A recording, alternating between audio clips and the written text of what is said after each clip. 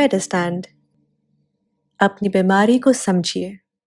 Professor Azizur Rahman एक और video के साथ हाज़िर हूँ।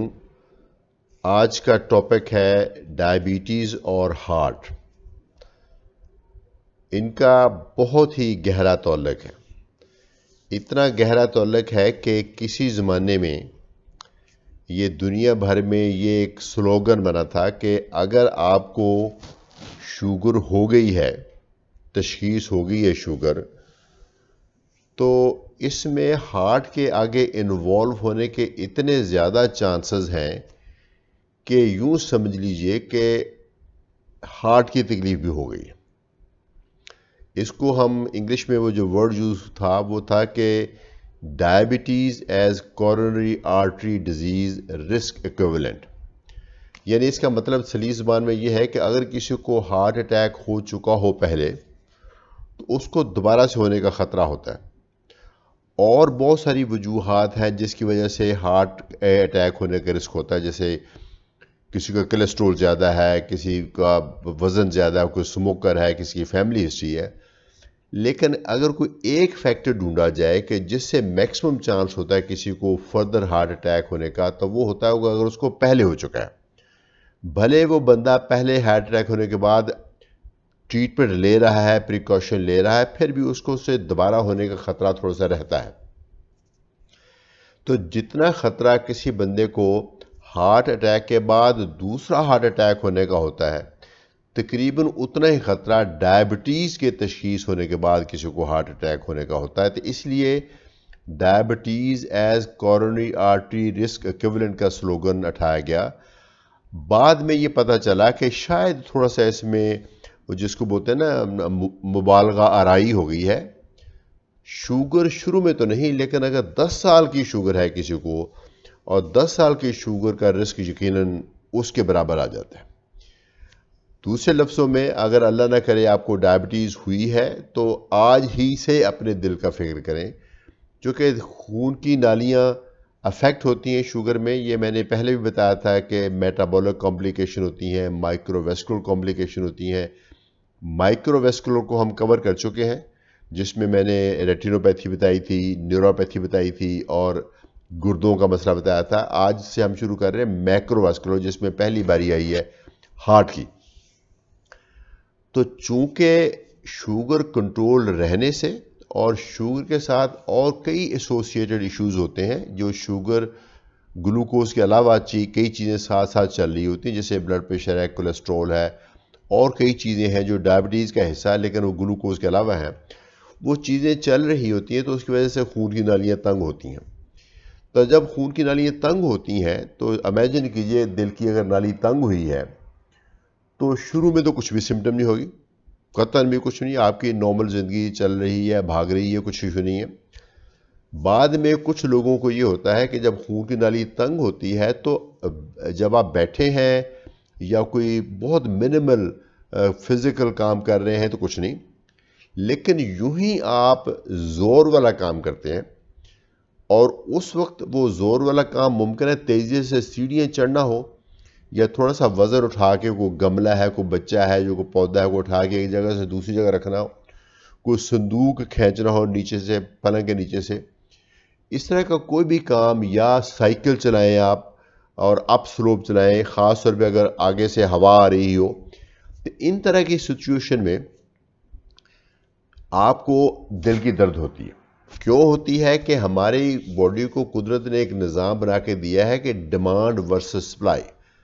आप नॉर्मल, अगर आपकी खून की नाली खुली हैं, तो भले आप जितना मर्जी काम करें, जितना ज़्यादा काम करेंगे उतने ही दिल को खून की सप्लाई ज़्यादा चाहिए, और उतनी ही खून को दिल की सप्लाई मिल जाती है, चूँकि नालियाँ खुल जाती हैं।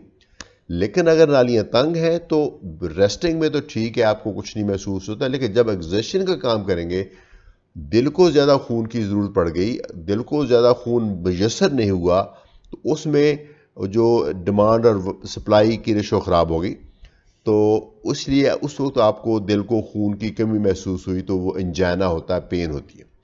ये पेन आमतौर पे छाती में से शुरू होकर कंधों में जाती है, एक में या दोनों में, बाजू में जाती है, कई दफ़ा जबड़े में जाती है, इसके बाद पसीना आता है, कमर में जाती है, और आपको रुकने में मजबूर कर देती है।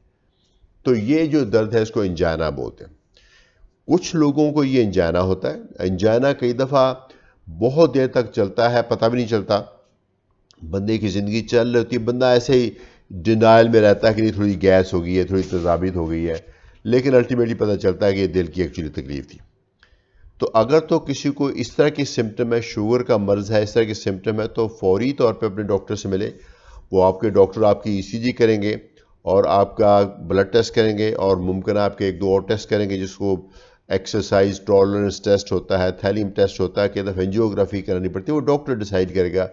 लेकिन इस छोटी सी अलामत को, कि आपको थोड़ी सी दिल की अलामत हो रही है, छाती में दर्द हो रहा है, बोझ पा रहा है, इसको इग्नोर मत कीजिए। ये एक बेहतरीन मौका है आपकी बीमारी को जल्दी तशखीस करके उसका डेफिनेटिव इलाज कराने का। कुछ लोग ऐसे होते हैं जिनको डायबिटीज़ के साथ खून की नालियाँ तंग हो रही होती हैं, उनको ये एंजाइना नहीं होता, बट किसी अनफॉर्चुनेट टाइम के ऊपर वो जो नाली तंग हो रही थी, जो खुरद रही होती है, वहाँ से वो ऐसे थोड़ा सा फट सा जाता है वो, और उसके ऊपर जहाँ भी जिस्म के अंदर ज़ख़म आता है, वहाँ हमारे जो ब्लड में प्लेटलेट्स होती हैं, उनका काम है उसको जाके ज़ख़म को मुंदमिल करना। तो उसके ऊपर जाके ज़ख़म मुंदमिल होता है, तो उसके नतीजे में वो क्लॉट बनता है, तो नाली बंद हो जाती है। तब नाली बंद होती है तो एकदम हार्ट अटैक की सूरत में ज़ाहिर होती है। तो अगर हार्ट अटैक की सूरत में है तो फिर तो यकीनन एक सीरियस मसला है, फिर फौरी तौर पे आप हॉस्पिटल जाएं और यकीनन उस वक्त जो भी आपकी कंडीशन है उसके मुताबिक आपका इलाज होगा। लेकिन देखा गया है कि जो शुगर के मरीज़ हैं उनमें दिल की बीमारियां ना सिर्फ कॉमन है, ये तो कॉमन है आम लोगों की निस्बत, उनकी निस्बत जिनको शुगर नहीं है, जिनको शुगर वाले मरीज़ों को दिल की बीमारियां, ये नालियां तंग होने का ख़तरा ज़्यादा है। दूसरा, यंगर एज में होती है। अगर आपको शुगर नहीं तो मुमकिन है यही बीमारी आपको 70 साल में होनी हो, अगर आपको शुगर आती है 50 साल में भी हो सकती है, उससे भी कम हो सकती है। तो दूसरा ये नहीं कि यंगर एज में होती है। तीसरी ये है कि अगर शुगर नहीं तो आमतौर पे एक या दो नालियाँ अफेक्ट होती हैं। शुगर वाले मरीज़ों को मल्टीपल नालियाँ अफेक्ट होती हैं। शुगर के मरीज़ की आमतौर पे नालियाँ भी एक जगह से नहीं तंग होती, पूरी की पूरी नाली तंग हो जाती है, जिसमें फिर एंजियोप्लास्टी भी मुश्किल हो जाती है। तो ये सारे फैक्टर्स हैं जिसकी वजह से हमें बहुत ख्याल रखना पड़ता है, और बेहतरीन पॉलिसी ऑब्वियसली प्रिवेंशन की है। Prevention is best policy. अगर आपको अल्लाह ना करे शुगर है तो आप अब कुछ अद्वियात खा के अब आप प्रिवेंशन करने जा रहे हैं। प्रिवेंशन के असूल को कोई बंदा नहीं झुटला सकता है। शुगर का बेहतर कंट्रोल करके, शुगर के साथ, शुगर की अद्वियात के साथ कुछ और दवाइयाँ, एस्पिरिन है, कोलेस्ट्रॉल की दवाइयाँ, स्टैटिन्स हैं, कुछ और दवाइयाँ, अगर ब्लड प्रेशर ज़्यादा तो उसका कंट्रोल, अगर आप सिगरेट पीते हैं तो उसका बंद करके, अगर आप एक सीडेंटरी लाइफ है तो वॉक करके, अगर आपका वज़न ज़्यादा उसको कम करके, ये सारी चीज़ें मिलेंगी। खाली शुगर कंट्रोल करना काफ़ी नहीं, मैं बताऊँगा आपको, खाली शुगर कंट्रोल करना काफ़ी नहीं है। दुनिया में कई स्टडीज़ हो चुकी हैं। एक है UKPDS, जिसमें देखा जाए जब हम शुगर को बेहतर कंट्रोल करते हैं, बाकी सारी कॉम्प्लिकेशन तो बहुत अच्छे तरीके से कम हो जाती हैं, लेकिन दिल की बीमारी पे उतना अच्छा असर नहीं आता। दिल की बीमारियां फिर भी हो जाती हैं। वो उसकी वजह ये पता चली है कि जब दिल की बीमारी की बात आती है तो खाली शुगर नहीं, उसके साथ जो एसोसिएटेड बहुत सारी चीज़ें उसके साथ मुंसलिक हैं, उनको कंट्रोल करना बहुत ज़रूरी है। तो इसको हम बोलते हैं दिल की जो बीमारियां हैं, इसको बचाने के लिए एक चीज़ है, मैं आपके साथ भी शेयर कर लेता हूँ। नॉर्मली हम डॉक्टर के साथ शेयर करते हैं, लेकिन आपके साथ भी शेयर कर लेता हूँ, क्योंकि आजकल के जो मरीज़ हैं माशाल्लाह से बहुत पढ़े लिखे हैं। जो लोग इस कॉन्सेप्ट को एब्जॉर्ब कर सकें वो ज़रूर किए, जो नहीं कर सकते वो अपने डॉक्टर से मिले, वो बताएंगे। यानी शुगर में ABCD, ये अल्फ़ाबेट्स याद रखने हैं। अगर आप चाहते हैं कि आपको शुगर है लेकिन आपका दिल का मसला ना हो, तो ABCD पे अमल करना है। ए से मुराद है A1C, जो कि ये इंडिकेट करता है कि आपकी शुगर कंट्रोल रहनी चाहिए। ओके, सो पहला तो नुक्ता वो बहुत इंपॉर्टेंट है कि शुगर कंट्रोल होनी चाहिए। शुगर कैसे कंट्रोल होगी? खुराकी परहेज़ भी, एक्सरसाइज भी, जो आपको अद्वियात दी गई हैं वो भी, और अगर इंसुलिन दी गई है वो, और उसके साथ कभी कभी चेक करें, अपने डॉक्टर मिले। तो शुगर को कंट्रोल करना बहुत ज़रूरी है। मिनिमम आपकी A1C जो एक्सेप्टेबल है वो 7 है, लेकिन 6.5 6 हो तो ज़्यादा फ़ायदा है। जितनी कम हो उतना ही फ़ायदा। अगरचे आपको अगर बहुत लो होगी तो शुगर लो होने का डर होता है, अगर शुगर लो नहीं हो रही तो जितनी आपकी लो HbA1c उतना ही फायदा। सो पहला तो नुकता ए। दूसरा है बी। बी से मुराद है ब्लड प्रेशर। इसमें मैं 2 पॉइंट आगे फर्दर ज़ाहिर करूंगा। ब्लड प्रेशर जो है, शुगर के मरीज में जब ब्लड प्रेशर का जिक्र होता है तो वो आम ब्लड प्रेशर से 2 तरीके से मुख्तलिफ है। एक तो वो जो कट पॉइंट है जहां से हम ब्लड प्रेशर की तशखीस करते हैं, वो शुगर के मरीज में डिफरेंट है। आम लोगों को अगर 140 और 90 के ऊपर दवाई शुरू होती है तो डायबिटीज़ के मरीज को 130 और 85 के ऊपर भी दवाई हम देना चाहते हैं। ठीक है, तो आप 140-90 का ना इंतज़ार करें। अगर आपको शुगर है तो 130 और 85 पे आपकी ब्लड प्रेशर की दवाई शुरू हो जानी चाहिए। दूसरा, ब्लड प्रेशर की कोई भी दवाई इस्तेमाल हो सकती है ऑफ कोर्स, लेकिन कुछ ख़ास दवाइयाँ हैं जो कि हम समझते हैं कि शुगर के मरीज़ को अगर ब्लड प्रेशर है तो वो ख़ास अद्वियात मिलनी चाहिए। वो उनका नाम है एस इनहिबिटर्स और ARBs। ये एक बड़े ग्रुप हैं, ये आपका डॉक्टर बताएगा। इसमें से कोई दवाई मिले तो ज़्यादा अच्छा है कि आपका ब्लड प्रेशर बेहतर कंट्रोल होगा और आपके ऑर्गन भी ज़्यादा प्रोटेक्ट होंगे, आपका हार्ट के अटैक होने का चांस भी ख़त्म हो जाएगा। सो ए हो गया शुगर कंट्रोल, बी हो गया ब्लड प्रेशर कंट्रोल, ज़्यादा अच्छा कंट्रोल और ख़ास दवाइयों से। सी है कोलेस्ट्रॉल। ना कोलेस्ट्रॉल के बारे में भी काइंडली नोट कर लीजिएगा। आपने सुना होगा जो कोलेस्ट्रॉल है वो नॉर्मली, इसके ऊपर एक सेपरेट वीडियो बनेगी। कोलेस्ट्रॉल आमतौर पे जो टोटल कोलेस्ट्रॉल है वो आपका फास्टिंग में 200 से कम होना चाहिए और आपका जो LDL कोलेस्ट्रॉल है वो 130 से कम होना चाहिए आम लोगों के लिए। लेकिन जब हम बात करते हैं शुगर के मरीज की, तो शुगर के मरीज में आइडली जो LDL है वो 100 से कम होना चाहिए। 130 नहीं, 100 से कम होना चाहिए। और अगर थोड़ा बहुत भी दिल का मतलब है 100 भी नहीं, फिर 70 से कम होना चाहिए। ठीक है, और दूसरा जो कोलेस्ट्रॉल है वो 150 160 इतना होना चाहिए, या फिर जितना आपका पहले कोलेस्ट्रॉल था उसका 20% कम करते हैं हम दवाई देके। तो यूं समझ लीजिए कि कोलेस्ट्रॉल के बारे में, अगर आपको शुगर है तो कोलेस्ट्रॉल की वो वैल्यू जो किसी और आदमी के लिए नॉर्मल गर्दानी जाएगी, आप में मुमकिन है वो भी ज़्यादा हो। थोड़ा सा आइडिया मैंने आपको दिया है, लेकिन आपका डॉक्टर डिसाइड करेगा। अगर आपके लिए वो ज़्यादा है तो उसकी भी आपको सेपरेट दवाई मिलेगी। बेशक कोलेस्ट्रॉल आपका अभी नॉर्मल रेंज में है, लेकिन शुगर के हवाले से आपका उसको ज़्यादा माना जाएगा, तो उसकी भी दवाई दी जाएगी। उसमें वो दवाई दी जाती है स्टैटिन। जो बेशुमार दवाइयाँ हैं वो आपका डॉक्टर आपके लिए चूज़ करेगा कौन सी बेस्ट है।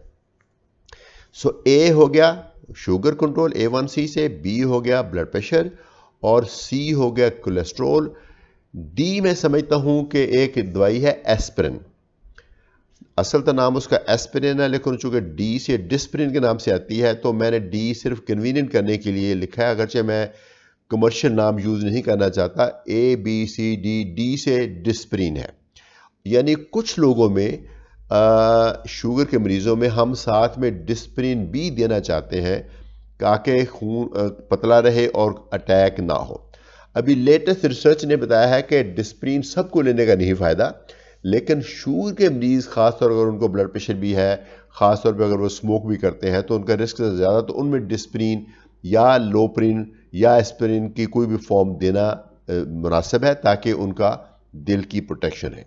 तो शुगर के कंट्रोल के साथ साथ ये बाकी चीज़ें भी करें ताकि आप हार्ट को प्रोटेक्ट कर सकें। मैंने शुरू में बताया कि डायबिटीज़ का और हार्ट का इतना गहरा ताल्लुक है। शुगर हो गई है तो यूँ समझ लीजिए कि हार्ट का मसला भी हो गया है या हो सकता है। इसलिए जितना कुछ भी आप कर सकते हैं कीजिए ताकि हार्ट को बचाना बहुत ज़रूरी है। हार्ट बॉडी का इंजन है, हार्ट ही बाकी ऑर्गन्स को चलाता है, हार्ट ही से ज़िंदगी चलती है। तो ज़िंदगी चलती जानी चाहिए, भागती जानी चाहिए। इसलिए अपनी शुगर का ख्याल करें, अपने हार्ट का ख्याल करें। जो मैंने इश्यूज़ बताए इनको कंट्रोल करें। अगर किसी चीज़ की समझ नहीं आई, अपने डॉक्टर से मिलें, वो आपको समझाएंगे, या मेरी यहाँ चैनल पे अपना कमेंट लिखें। मैं कोशिश करूँगा कि आपको अपना पॉइंट समझा सकूँ। इजाज़त चाहता हूँ, फिर एक वीडियो के साथ हाज़िर होऊंगा। उम्मीद है ये सीरीज़ आपको पसंद आ रही होगी और आपके लिए हेल्पफुल होगी। मेरा मकसद सिर्फ अपने पेशेंट की, और मेरा वो पेशेंट है जो मेरा हर कोई भी पेशेंट जो इस वीडियो को अटेंड करता है वो समझिए मेरा पेशेंट है, वो इससे फ़ायदा उठा सके, तो मुझे इस बात की बहुत खुशी होगी, वही मेरा रिवॉर्ड है। Thank you very much. Azizur Rahman from मेडिस्टैंड, अपनी बीमारी को समझिए।